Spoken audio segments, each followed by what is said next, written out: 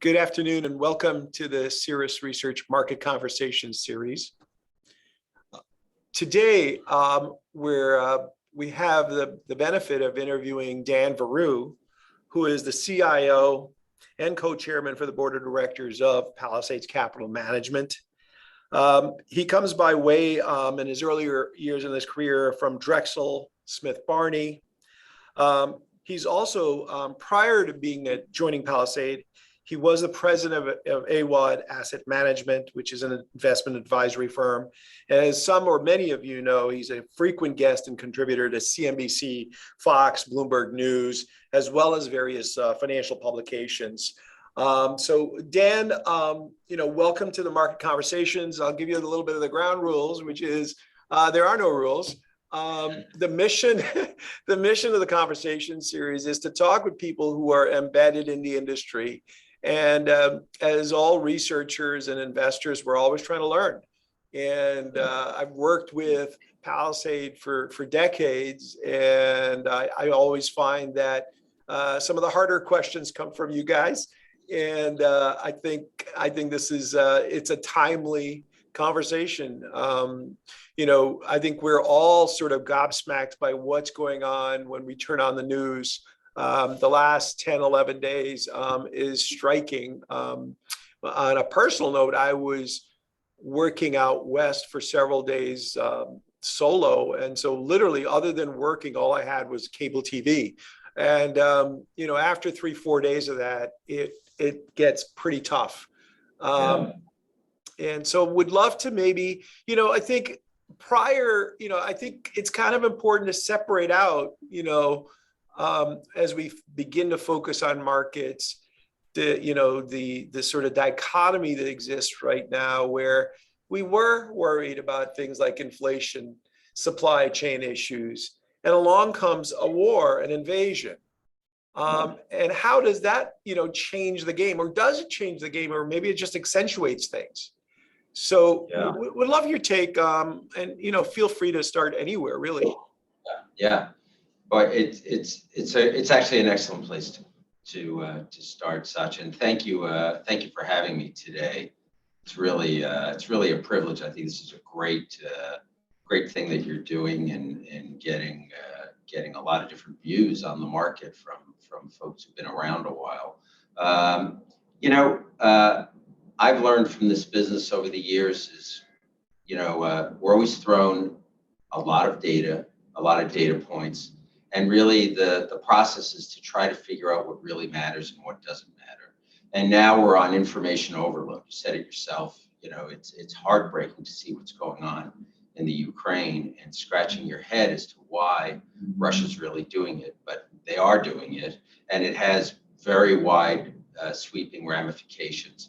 I think the president's going to announce this morning that we're not going to be buying Russian oil. That's going to add an additional complexity to the pricing scheme. But my sense is, and from speaking with people in Washington, coinciding with that is there's going to have to be a shift in energy policy to encourage more drilling and more domestic production. Perhaps even the Keystone Pipeline might be on the table again, because that certainly would alleviate some of the domestic energy issues right now. But this is the one event that you can never factor in to your investment process. And we're going to have our investment committee meeting later today. We're going to discuss, as we have been through this ongoing crisis, is to try to figure out not where we are necessarily right now, but where we're going, where the puck's going. And that's, ultimately, that's really what matters. It's not where we are right now, it's where we're going in the future, because my guess is it's not going to be where we are currently. That's right. I've got to say that if you look back the last few years, talk about the ultimate curveballs, as investors, we've had to become trained to become epidemiologists. We're now war strategists.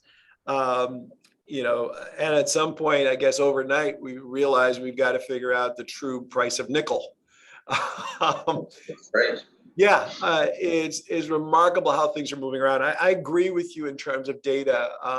We are a huge, we're a research shop, as you know, we're very data friendly, but I think in all of the work we do, it's always been trying to reduce it to reasonable questions with data to answer the really good, important questions.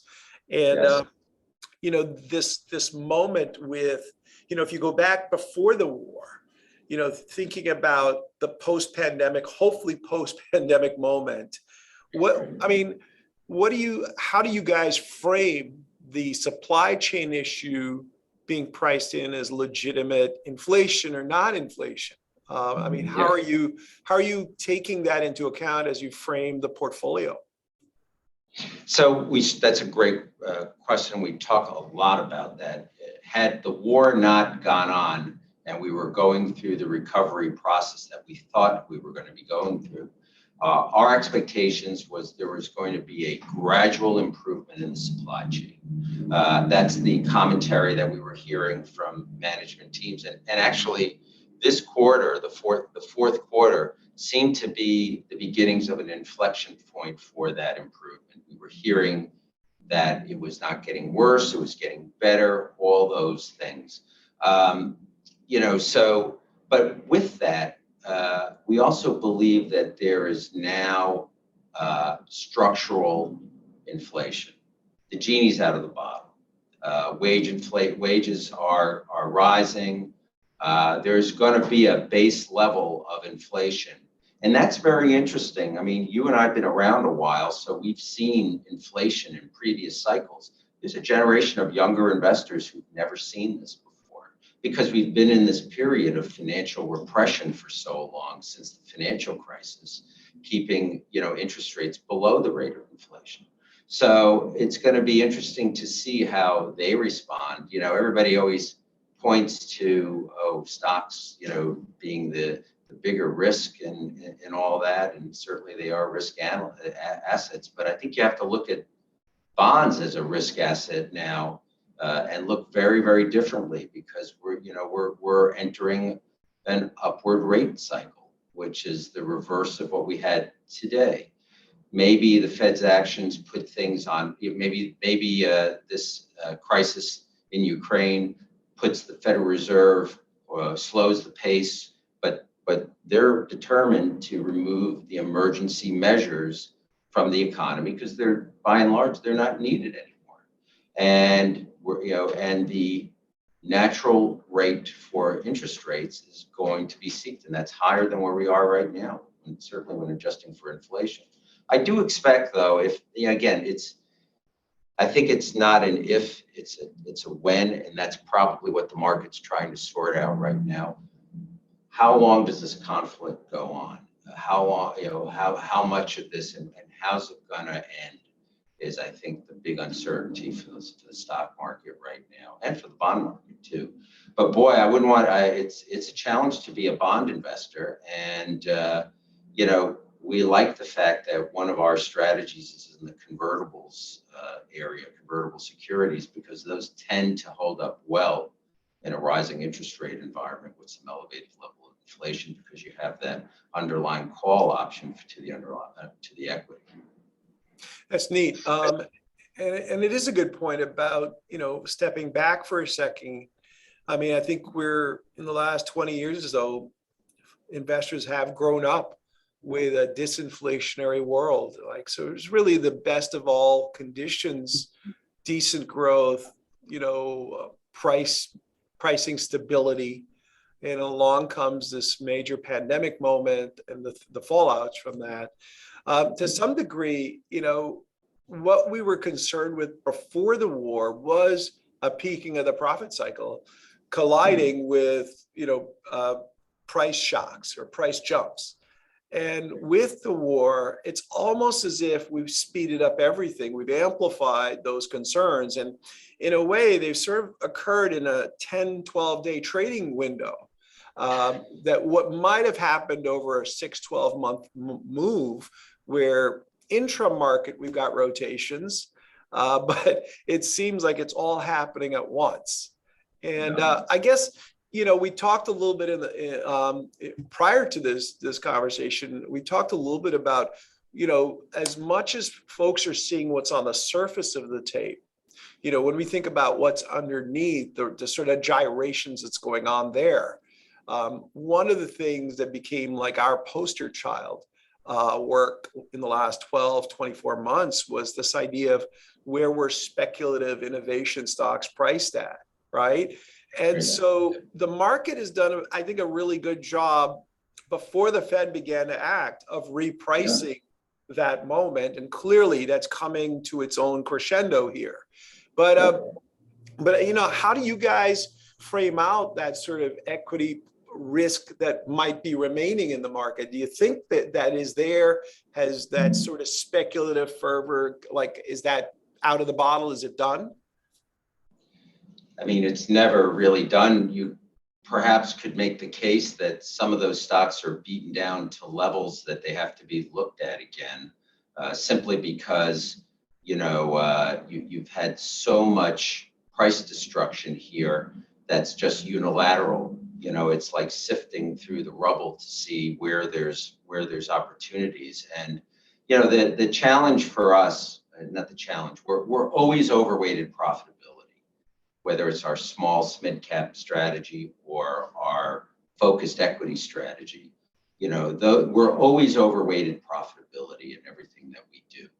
As you know, during a period of financial repression where you're flooding the system with liquidity, that's not always a popular place to be, because money ends up going to places where it shouldn't go.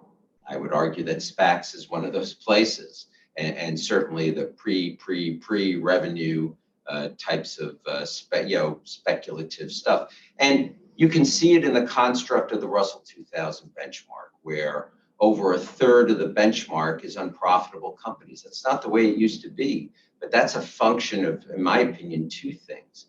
The IPOs were mainly biotech and early stage tech related companies coming to market, whereas more profitable companies didn't go public through the normal process. They stayed private longer because of the private equity sponsors, and came public as mid or even large cap companies when they were ready to go. So, and unfortunately, the Russell promotes out the best companies and leaves, the other ones in the fray. So at times, the benchmark's been a headwind for us during those speculative periods. It's been a tailwind, certainly over the last 6 months or so, as the market's begun to, as you say, pricing in,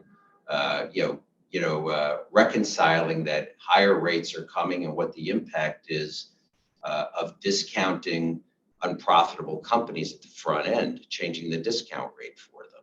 The sensitivity was perhaps much greater than I think a lot of people anticipated. Yeah, I like your point about thinking about, the short-term multiples versus the longer term. And the trade-off has been stark. If you look at the last 5-10 years, you've had a real squeeze on valuation-driven products. It's really been where the hot money has been everywhere but valuations.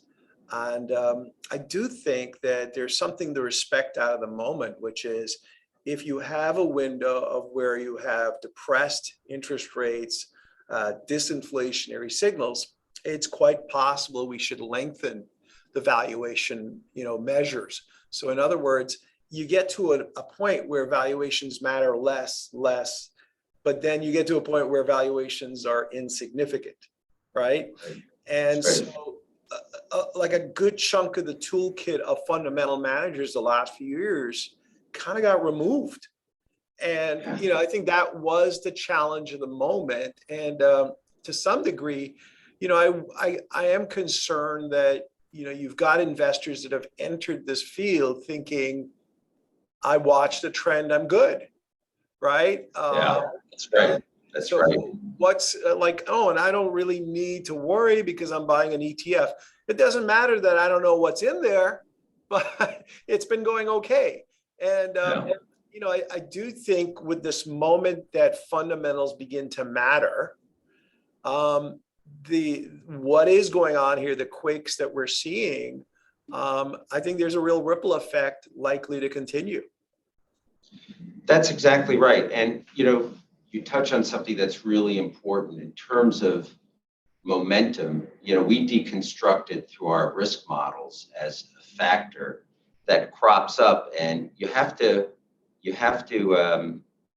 take out the fact that momentum can show up in a financial company or like a bank, but it can show up in the most speculative pre-revenue tech company or biotech company.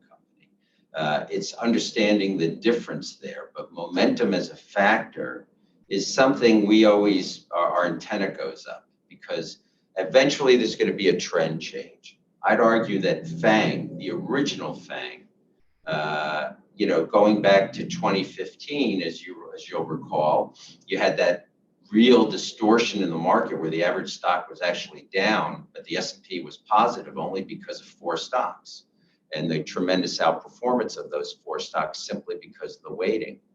In many ways, this year's been the antithesis of that, because the average stock is doing a lot better than the benchmark, as you can see that in the equal weighted S&P or any other more equally weighted benchmark. So there's something going on here that's very different. And again, we've focused on a couple of very key, what we think are important factors, and we've isolated them as companies with high return on invested capital, with moderate growth, not aggressive growth. I think we're out of that aggressive growth phase because you have to pay too much for that growth rate, not knowing when the rate of change is going to slow. If you have a high single-digit organic growing company, that should be what you should be focused on.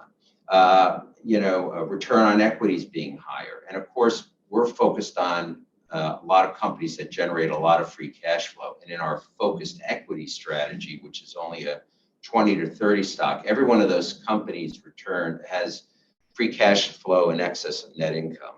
So we're looking for over 100% free cash flow conversion in those.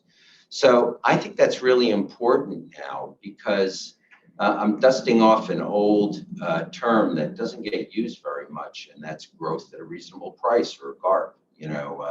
I started off in the business as a GARP investor, where you could buy growing companies at a value investor's price, buying those companies at a discount to growth rate. I think that's really important. Valuation matters today.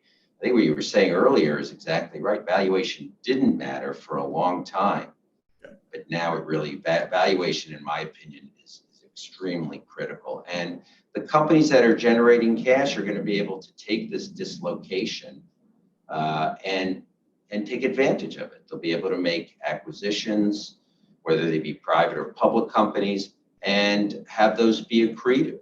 And my colleague Will Potter does something very unique. He models in a certain amount of M&A for his companies, because they are acquisitive. They make acquisitions every year. But of course, Wall Street can't do that. So their numbers are always behind ours. Our estimates are always higher, because they can't raise them until a deal's announced, until a deal's closed, before they can make those adjustments. But we do it in advance, which is kind of interesting. We always get that additional pop, and when the numbers go up. So I think it's really important now to find those companies that are more self-funding, particularly now that credit spreads are starting to widen out. I'm not sure, it's odd that we've gone from we're raising rates because the economy is so good, to we're raising rates in the teeth of potentially a recession from an oil shock. I'm personally in the camp that oil definitely has an impact on the economy, but how much of an impact does it have on the economy is I think still to be determined, because there still was a tremendous amount of fiscal stimulus that's still washing around in the system right now. Yeah, it does seem to me like a real challenging moment for central bankers, because you want to unwind what just occurred in the last 3-4 years. And at the same time, the reality at the moment is, wait a second, something else is going on now. And I thought it was super interesting to watch the long bond, or the 10-year, and how it's behaved in the 2 weeks that the word, if you were to do a word cloud, the word inflation probably won out, besides Ukraine. And I would say, though, that the shocking thing is the long bond rallied, a good, rallied a good 30 bips into last week. And I think that's very telling, because there is a tug of war right now.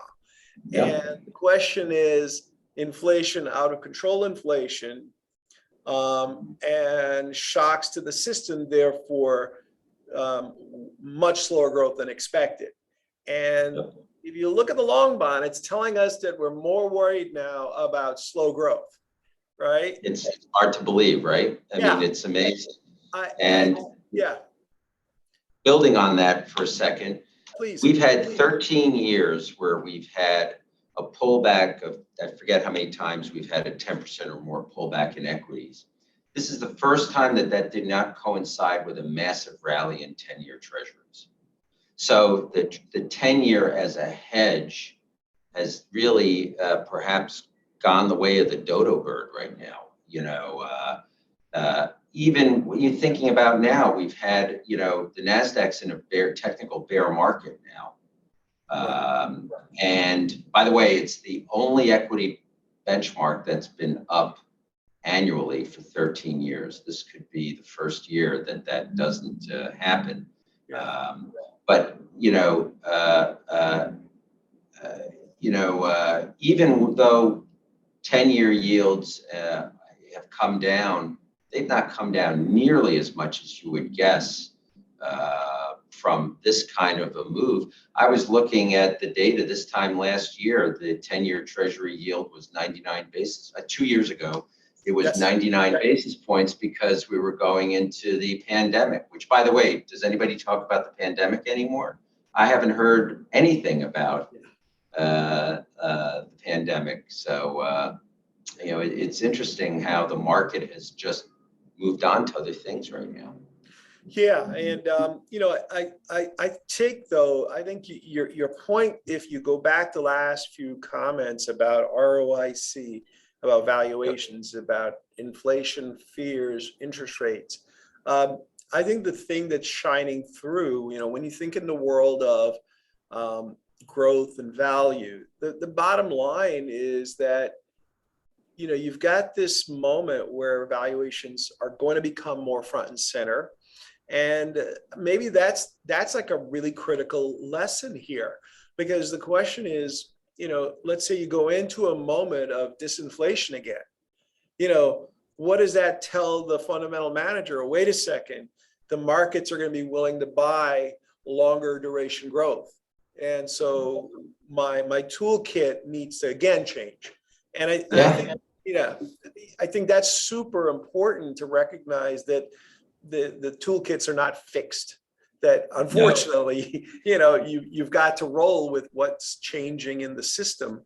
And I don't know if we're stuck with this moment on commodity fears for a decade or a year. I don't know that, but at least in the time being, it looks like we're going to be in this. And even if Ukraine is a shorter term event, the strains that has opened up on the system is going to be here for a while. Yes. Yeah, because, Russia's part of the supply chain, the global supply chain, and you're effectively taking them out as a supplier. Now, maybe not to the United States, but, perhaps to China, and there could be a ripple effect through other areas too. So, I mean, it's interesting to see how this is all going to play out, and perhaps the U.S.'s role. Maybe these things ultimately are a benefit, because the U.S.'s role as a supplier perhaps becomes more prominent, and certainly we definitely need capital inflows, and that certainly could be beneficial in a lot of different ways as well. It's, you know, I kind of, to your point, you make an excellent point about being flexible, and I talk a lot about this. You know, I think about it, I use the term balance when talking to our portfolio managers, and saying, let's have a balance of growing companies and more value companies, companies that will pay up for, that are good growth situations, but also have companies that we're not paying a lot for. And then really just kind of calibrating that balance between the two. And, as we went through last year, I thought it was fascinating. We were lagging in our small cap until August. And that's when the market began to price in a shift in Fed policy. It was starting to believe what Chair Powell was saying on both rising rates and the size of the Fed's balance sheet. So we went from lagging to way outperforming relative to our benchmark by the end of the year. And that was really without really doing very much. So that profitability factor, which was a headwind until August, became a significant tailwind. Again, no one is good enough to know when that flip is going to occur. So you just have to be flexible and have that balance. This year, if we were talking in January, I would say, we're a little behind in terms of making a shift to even more value sensitive versus growth sensitive stocks. But now I'm not so sure. Perhaps going back to that 50-50 balance might be the way to go. We're still kind of talking about that and trying to figure things out here, because perhaps some of these growth companies have gotten down to levels that make them really attractive. I do think, though, and I'd love to get your thoughts on this too.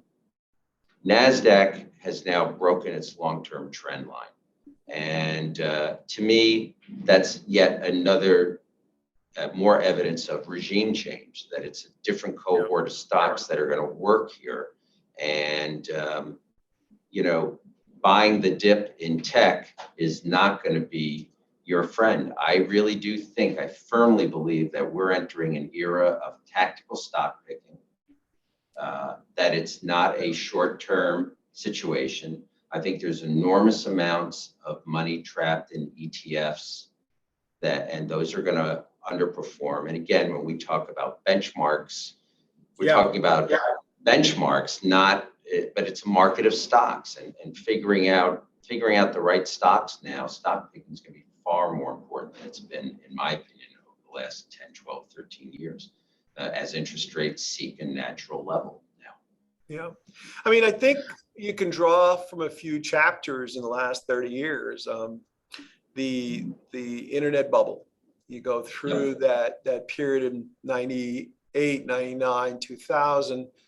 By the time we got to late 99, early 2000, a lot of fairly seasoned investors were no longer respected. Their tools had given up. And as we began to see the break, it initially started with like a Fed action. But what we then saw was that I think it coincided with post Y2K moment, which was, hey, we're okay. The systems are going to work. And so the spending budget on tech kind of peaked out. And what's interesting was that you could go out another 2-3 years post the peak in Nasdaq, that investors were still bottom fishing, right? The true bottom in tech was another 10 years. That's right. Right. That's right. And I think there's something to be said, not necessarily from that specific moment, but there's a sense of, you get this fervor built into any asset class, asset group. It runs its course. And then as it starts to peter out, it takes a lot longer, I think, for us to find and agree on a bottom. And I'm not sure we ever agree. I think it's much more of a mosaic. But at the heart of what's going on right now, I would like to come back to some like concrete measures. So for instance, if prior to the pandemic, some of the innovation shares were selling on average. They were generally at a premium, no surprise. But let's say they were at 3 to 5 times or 6 times EV to sales. And let's say the market was 2 times, right? What we have measured in our work is some of those metrics and funds went from like, 3 to 5 times to about 15 times, right? And so then you got to ask yourself, the question is, what caused a group that's always traded at a premium, but to go threefold, pretty much right after March of 2020. So what's about to happen now with liquidity? And so as that starts to unwind, what we're observing is that those multiples are coming back in. But the question is, does it have to like bottom out at 6 times, right? So the corrections occur, or does it go back to the low end because markets tend to overshoot on both sides? Absolutely. Absolutely. We're definitely seeing, stocks we took profits in the fourth quarter. We didn't take enough profits in because they overshot to the upside. And now they're getting to levels now where they're trading at a discount to their growth rates. And, very surprising how much many of these companies have come down. And I'm talking about companies that are tech and tech related, but are atypical. They're not SaaS software companies. They're not trading at a multiple of revenue, because again, I've got no interest in something that was at 20 times revenue that's now at 10 times revenue. That still doesn't make any sense to me. I'm talking about companies with very strong free cash flow generation, strong top line growth that you can now get at a high teens multiple, for example. In line with what the market multiple is right now. So there definitely is this overcorrection that's going on. There's no doubt, I think, that we're in oversold conditions right now. Yes. My concern would be that we'd remain oversold for longer this time, simply because a catalyst will have to be some clarity on the direction of where the war is going to go. I do think we've got this sort of exogenous event that everybody's sort of like, we're being dealt a card, and we've got to sort of understand it better. And I take your point about, sort of risk appetites, risk aversions hitting some lows. Our measures are reflecting that. And, about 2 months ago, what we had observed was the risk appetites in the US had collapsed to some levels that were measurable, that were notable. And to some degree, it does suggest that you're entering your highest expected return market zone if I'm looking at a year, right? So things are starting to change. I do think you want to be much more sort of open-eyed about what damage is taking place in this moment. The one thing we come back to is, as much as everyone's been very busy talking about the peaking of the profit cycle. So I think for the most part, we can all agree that the profit cycle is likely, that growth rate is likely to slow. However, the bottom line is that the profit cycle is likely to expand for quite some time. And so it's very hard, I think, to go against a risk asset class when companies are making money. And sometimes we get a little too caught up with the first and the second derivative. But that's right. Profits are probably still the North Star in all of this. They're always the mother's milk of what makes stocks go up. I think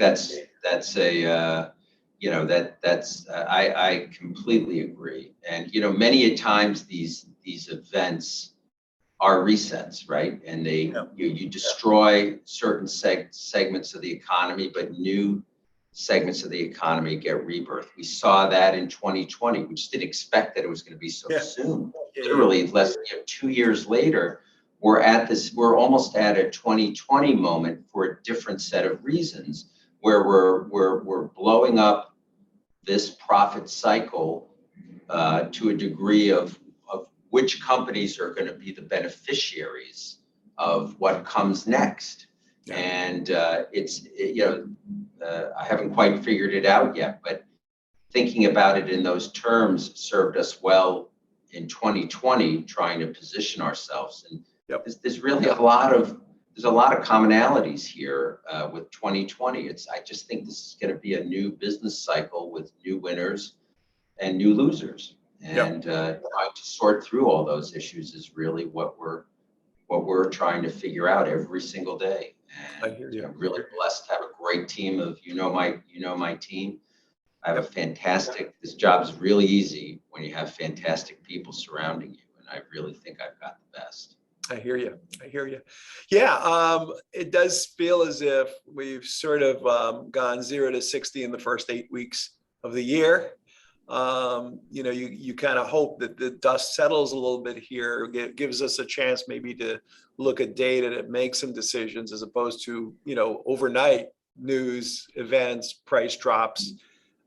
So yeah, I'm sort of looking back to a little bit more of let's hopefully this chapter with Ukraine comes to a better end than it looks like how it's been going. And then we get a chance to sort of look at what happens with the commodity markets and how it hits the inflation data and therefore interest rates. There's a lot of disconnects, and you mentioned one of them with nickel, but copper goes into a lot of different things. Clearly, EVs is a big part of that too. If we were going into a recession, why have copper prices held up so well? They tend to be a leading indicator, right, for demand destruction. Maybe it's just early and we're going to see that, but so far, unlike other, we're pricing in. There's a disconnect here. It's not just supply; it's demand, and demand is really strong, and for a lot of those base metals. I mean, you're adding on to the fact that some of the supplies are going to be disrupted, but overall demand is very strong. Yeah. Well, good. Number one, thank you very much for coming on board and having a market conversation. I find these to be really, really useful, and I hope for our audience they've found this useful.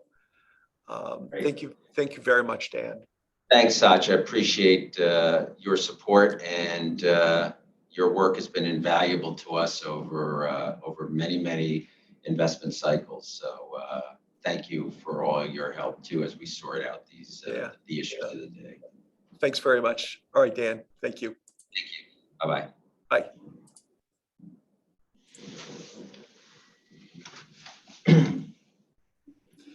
That was Dan Veru from Palisade Capital Management. And let's see, so this will be recorded, and then we'll be sharing it through the Cirrus website and also the YouTube channels to come.